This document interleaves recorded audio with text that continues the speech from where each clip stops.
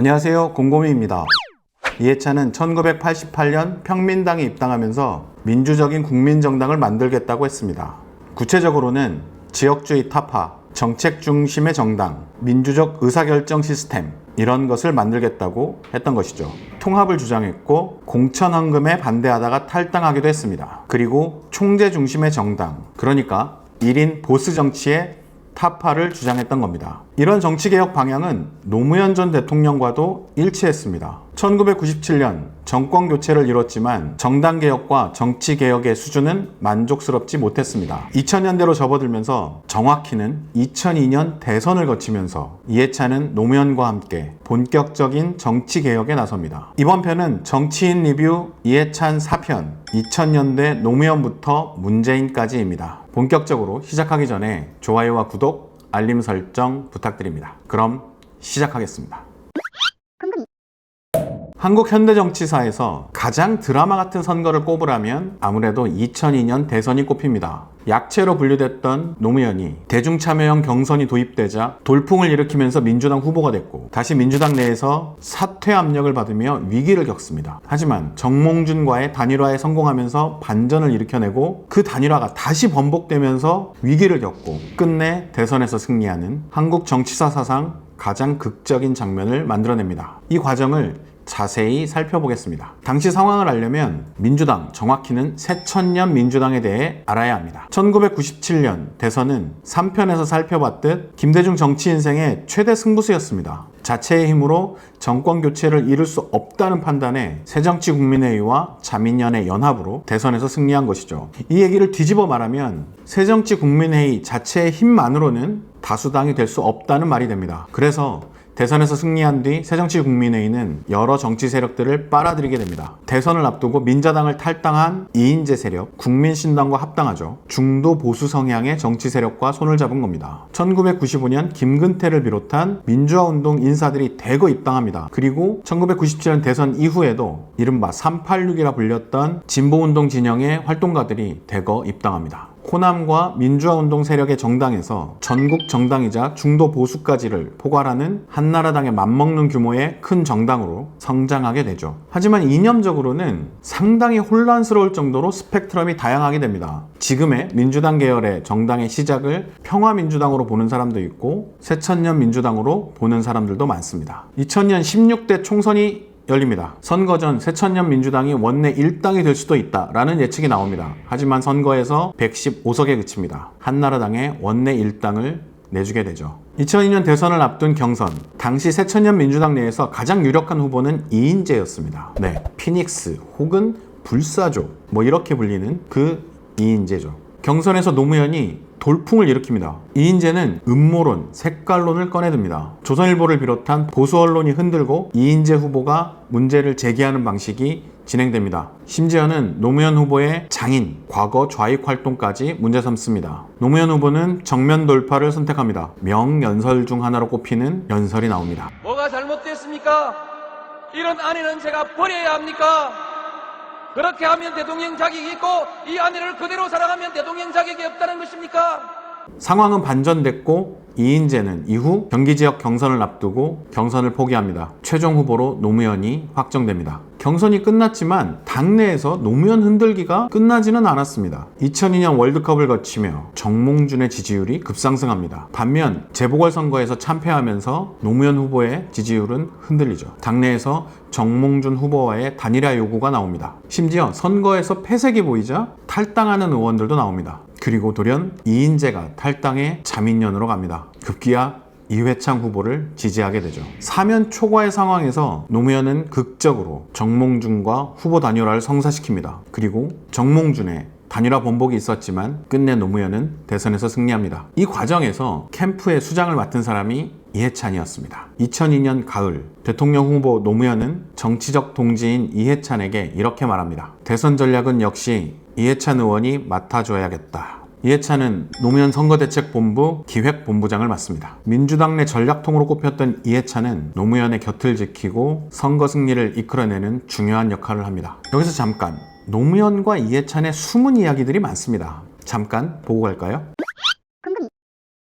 1988년 노동의 삼총사, 청문회 스타로 떠오른 두 정치인은 이후에도 깊은 관계를 쌓아갑니다. 13대 국회 시절 초선이었죠. 노무현이 제9실도 못하는 국회의원 회의가 든다 라면서 의원직을 던지고 잠적한 적이 있었습니다. 이후에 국회로 복귀했는데요. 상당한 비난에 휩싸입니다. 당시 다른 당이었지만 이해찬은 노무현을 적극적으로 방어합니다. 반대의 상황도 있었습니다. 이해찬이 지방선거 공천헌금 문제로 탈당했다가 복당한 적이 있었습니다. 당에 돌아왔을 때 이해찬은 배신자다, 공천하지 말아야 한다 라는 주장이 많이 나왔었습니다. 이때 노무현도 민주당에 합류한 상황이었는데요. 당시 김대중 총재를 상대로 이해찬 같은 사람을 공천하지 않으면 나도 탈당하겠다 이렇게 강공을 폈고, 결국 이해찬은 1992년 총선에 공천돼 관악구에서 2선을 하게 됩니다. 1997년 대선을 앞두고 이해찬은 정계로 복귀한 김대중의 새정치국민회의 소속이었고, 노무현은 당시 비판적 입장이었습니다. 통추라 불렸던 국민통합추진회의 소속이었습니다. 이해찬은 노무현을 적극적으로 설득합니다. 김대중 대선 캠프에 합류시키죠. 노무현은 당시 김대중 후보 TV 찬조 연설을 했는데요. 상당한 화제를 불러일으켰습니다. 김대중 정부 시절에 이해찬은 교육부 장관을 맡았습니다. 이때 이해찬이 노무현에게 부탁을 합니다. 도와달라. 노무현은 국회 교육위로 들어갑니다. 이해찬 장관과 보조를 맞추고 이해찬 장관의 정책을 적극적으로 옹호합니다. 그리고 2000년에 개각이 이루어집니다. 이해찬은 김대중 대통령에게 장관으로 노무현을 추천합니다. 김대중이 이렇게 답합니다. 그 사람은 맡기면 잘할 거예요. 그렇게 노무현은 해양수산부 장관을 맡았고, 정부기관 처음으로 행정의 온라인 시스템을 구축합니다. 상당한 성과를 보여주죠. 그리고 2002년 대선, 노무현이 대선 후보로 위기를 겪고 있을 때 이해찬은 선대본 기획본부장으로 노무현의 곁을 지키며 대선 승리에 일조합니다. 대통령이 된 노무현은 이해찬에게 중요한 자리를 지속적으로 요청합니다. 참여정부 내각을 처음 구성할 때 국정원장을 제안했습니다. 이후 청와대 비서실장을 제안하기도 했습니다. 이해찬은 당에 남기를 원했습니다. 정당개혁에 상당히 관심이 많았기 때문이었죠. 이해찬은 계속 고사하면서도 노무현 대통령과 허물없이 의견을 나누는 몇 안 되는 사람 중 한 명으로 꼽혔습니다. 그리고 2004년 대통령 노무현은 이해찬을 국무총리로 지명합니다. 6월 초 대통령이 저녁이나 함께 먹자며 전화를 하셨다. 저녁을 먹으며 한 3시간 동안 탄핵이며 시국에 대한 다른 이야기만 한참 하셨다.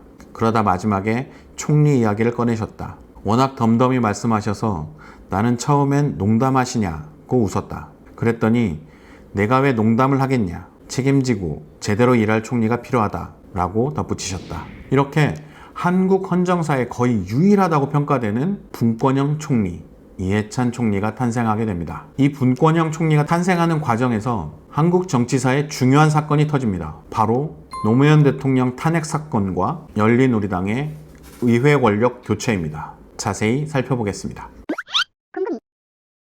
2002년 대선이 끝나고 새천년 민주당 내에서 당 쇄신 주장이 일어납니다. 쇄신파는 개혁신당으로 재창당하자라고 주장합니다. 반면 호남의 구주류 정치인들과 의견이 갈리고 극한 대립을 합니다. 2003년 11월 민주당을 탈당한 40여 명의 의원들과 한나라당에서 탈당한 5명의 의원, 개혁국민정당의 유시민 등이 모입니다. 그렇게 열린우리당이 창당됩니다. 열린우리당은 지역주의 타파, 정당개혁, 개혁정치 등을 주창합니다. 이 열린우리당의 창당기획단장이 이해찬이었습니다. 노무현 대통령이 입당하면서 열린우리당은 여당이 됩니다. 하지만 40여 남짓 의원밖에 없는 초미니 여당이 되죠. 그러다 보니 여당이지만 의회에서 할 수 있는 일은 거의 없었습니다. 한나라당과 민주당 두 거대 정당이 대통령을 흔드는 한국 정치사에 쉽게 보기 드문 장면이 연출됩니다. 그리고 2004년 3월 헌정사상 초유의 사태가 터집니다. 한나라당과 민주당이 노무현 대통령 탄핵안을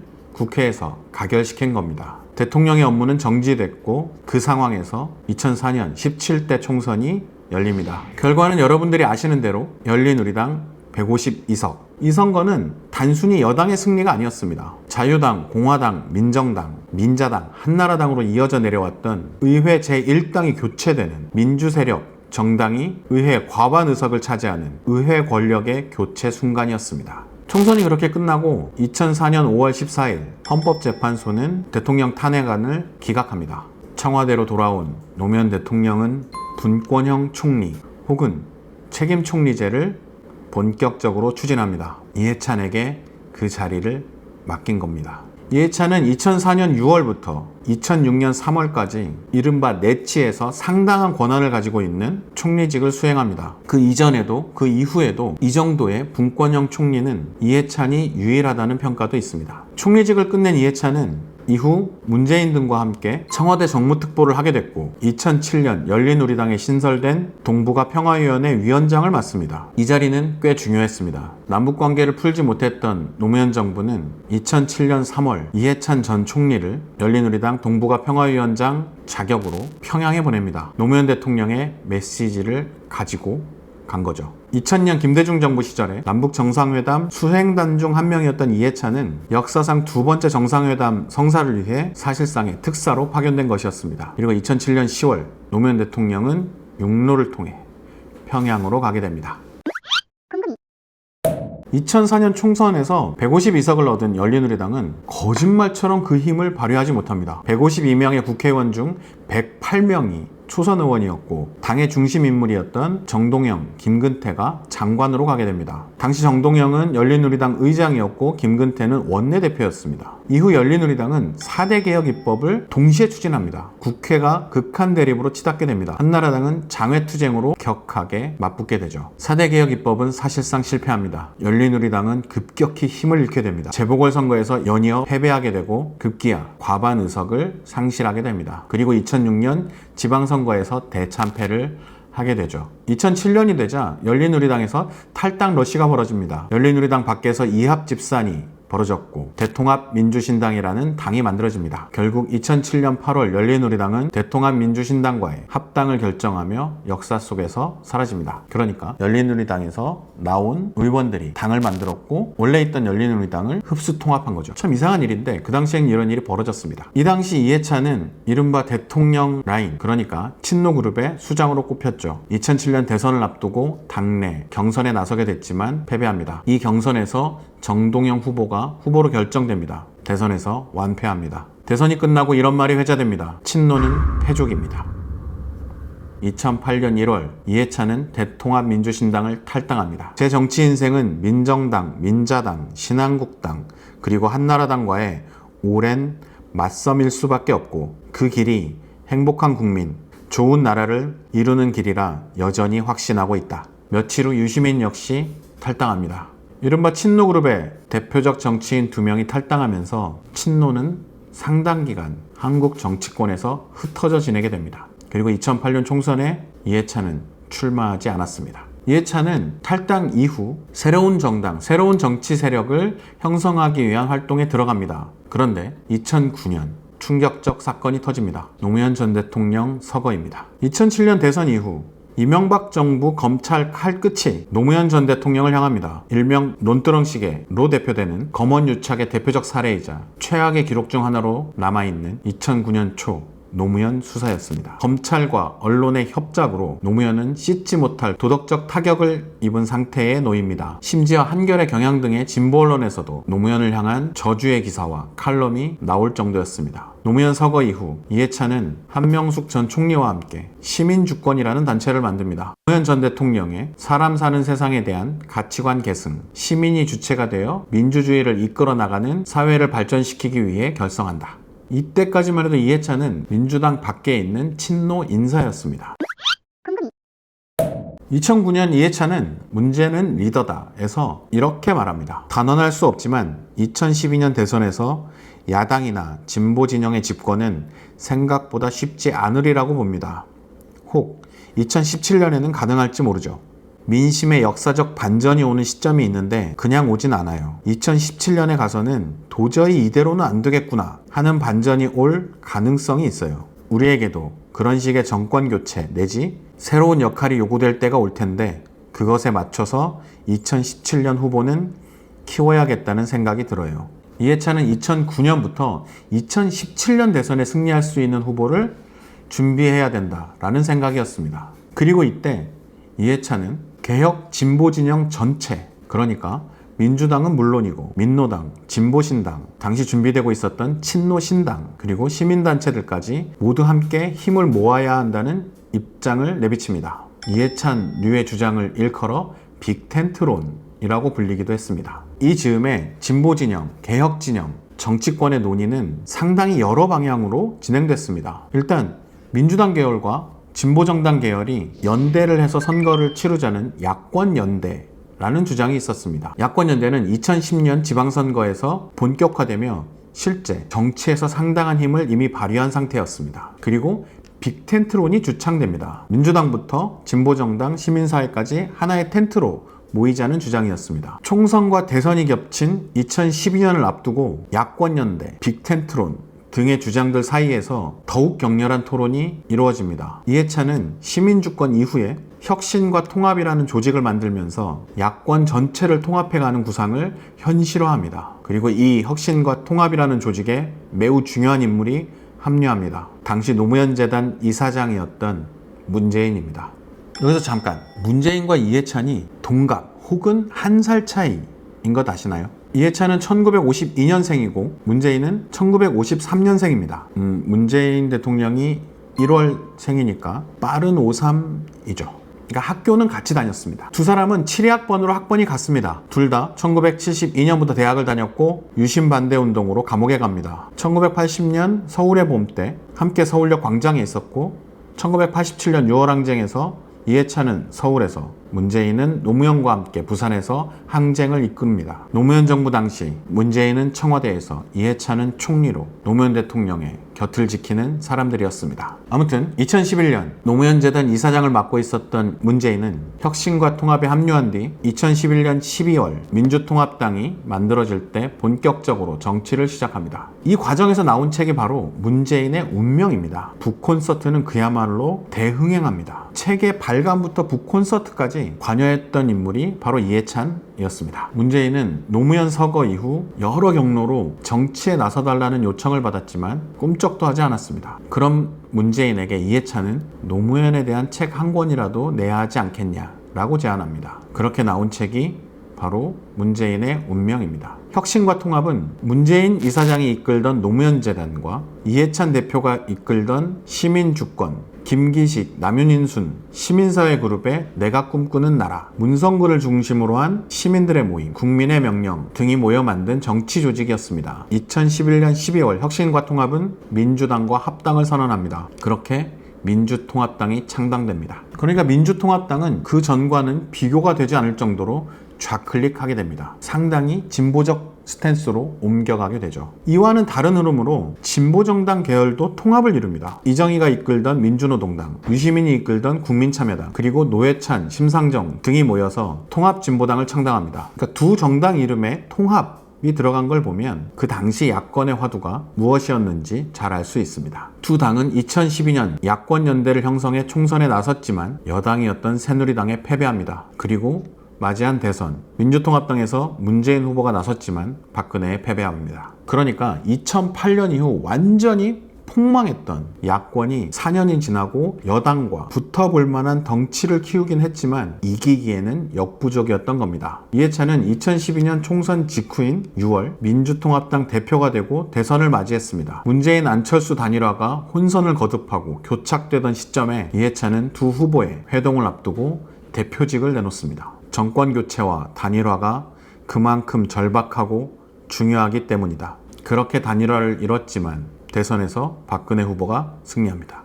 이후 몇 년 동안 이해찬은 정치 일선에 잘 나서지 않았습니다. 그리고 2014년 노무현 재단 이사장을 맡습니다. 2016년 총선 때는 공천 배제라는 굴욕 아닌 굴욕을 당하기도 했습니다. 당시 비상대책위원장이었던 김종인은 이른바 친노 좌장이라 불리며 친노 세력의 맏형이었던 이해찬을 공천에서 배제한 겁니다. 이해찬은 반발해서 탈당합니다. 무소속으로 세종시에 다시 출마해 당선되고 6월에 복당합니다.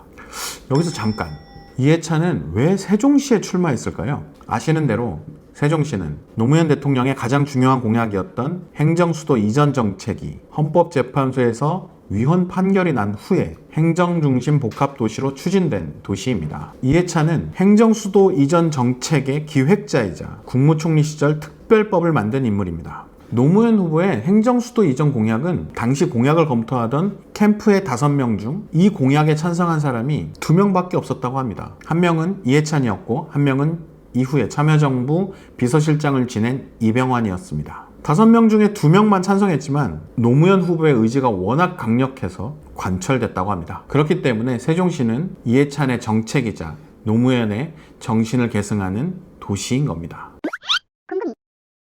시간이 흘러 2017년 대선이 다가옵니다. 대선 경선 과정에서 이해찬은 이렇다 할 역할을 하지 않습니다. 그리고 대선 경선이 끝나고 나서야 문재인 선대본에 공식적으로 이름을 올립니다. 대선에서 승리한 뒤에는 중국 특사를 맡은 것 외에 정부나 여당에서 이렇다 한 역할을 하지 않고 이 선으로 물러납니다. 일선에 나서지 않는 몇 년 동안 친노 내부에서도 힘을 잃은 것 아니냐라는 평가가 나오기도 했습니다. 하지만 2018년 지방선거를 앞두고 이해찬은 더불어민주당 수석 공동선대위원장을 맡습니다. 추미애 대표이자 상임선대위원장과 함께 선거를 대승으로 이끕니다. 그리고 지방선거가 끝나고 2018년 8월 이해찬은 더불어민주당 당대표로 나섭니다. 자신이 맡고 있던 노무현재단 이사장 자리는 함께 정치를 시작했던 후배 유시민에게 물려줍니다. 다음 총선에 나갈 생각이 없다. 마지막 소임을 다하겠다. 총선 승리를 자신의 마지막 소임이라고 말한 이해찬은 당내에서 때론 악역, 때론 강한 지도력을 보여주며 2020년 21대 총선 당대표이자 상임선대위원장으로 177석이라는 대승을 이끌게 됩니다. 그리고 이해찬은 이렇게 말합니다. 열린우리당의 실패를 기억해야 한다. 정리해보겠습니다. 사편을 전체를 정리하겠습니다. 이해찬은 1970년대 민청학년 사건으로 감옥에 가게 됩니다. 1980년 김대중 내란음모 사건으로 다시 감옥에 갑니다. 2번의 사건과 투옥으로 모진 고문을 받게 됩니다. 1980년대 공개적 민주화운동단체를 연이어 만들어내며 민주화운동의 전략가로 성장하고 1987년 6월 항쟁의 중심, 국본, 상황실장을 맡아 항쟁을 이끕니다. 1988년 평화민주당에 입당해 정치를 시작한 이해찬은 정치적 동지 노무현과 함께 노동위원회와 청문회를 통해 소장파 정치인의 대표적 인물이 됩니다. 1995년 조순 서울시장 선거를 승리로 이끌며 정치 전략가로 이름을 날리기 시작한 이해찬은 1997년 대선 당시 정책의 의장으로 DJP 연합을 성사시킵니다. 김대중 정부에서 교육부 장관을 맡았고 이후 노무현을 장관으로 추천합니다. 2002년 대선 노무현 후보를 지지하며 선거대책본부 수장을 맡아 복잡했던 당시 선거를 승리로 이끕니다. 2003년 열린우리당 창당의 중심이 되었고 노무현 정부 시절 국무총리로 분권형 총리의 전형을 보여줍니다. 2007년 대선 패배 후 2008년 민주당을 탈당합니다. 시민사회 진보 세력을 규합해 혁신과 통합을 만들고 민주통합당 창당의 중심에 섭니다. 이때 이해찬은 지리멸렬했던 야권에 문재인을 내세우며 새로운 길을 엽니다. 2012년 대선을 앞두고 당대표가 된 이해찬은 문재인, 안철수 단일화를 호소하며 당대표직을 내놓습니다. 몇 년간 일선에 나서지 않았던 이해찬은 2016년 총선에서 공천 배제의 수모를 겪기도 했지만 세종시에 무소속으로 출마해 당선돼 굳건함을 내보이며 당에 복귀합니다. 2018년 지방선거 수석 공동선대본부장을 맡아 선거 압승을 이끌고 그해 당대표가 됩니다. 2020년 총선을 앞두고 불출마를 선언하고 2018년부터 총선 준비에 들어갑니다. 그리고 2020년 21대 총선 당대표이자 선대본부장으로 총선 승리를 이끕니다. 이해찬의 삶은 박정희, 전두환으로 이어져 온 독재 세력과에 맞섰던 40년으로 요약됩니다. 어쩌면 그의 정치는 민주 세력의 압승으로 끝난 지금 그가 말한 대로 소임을 다 했는지도 모르겠습니다. 국회의원, 장관, 국무총리까지 대통령 빼고는 다 해본 이해찬은 무엇이 되고 싶다 라는 생각을 해본 적이 없다고 합니다. 지금 무슨 일이 필요한가? 그중 내가 어떤 일을 해야 하는가? 이것이 그의 인생 패러다임이었다고 이해찬은 말합니다. 한국사의 중요 사건이 담긴 사진에 그의 얼굴이 있습니다. 유독 주인공 뒤에 서서 웃고 있는 장면이 많습니다. 이제 그는 어떤 일을 해야 한다고 생각할까요? 아니, 어쩌면 무엇을 하고 싶다라고 생각해도 좋지 않을까요? 정치인 리뷰 이해찬 40년 정치로 본 한국 정치사 총 4편은 여기까지 하겠습니다. 전체적으로 유익하셨다면 좋아요와 구독 부탁드립니다.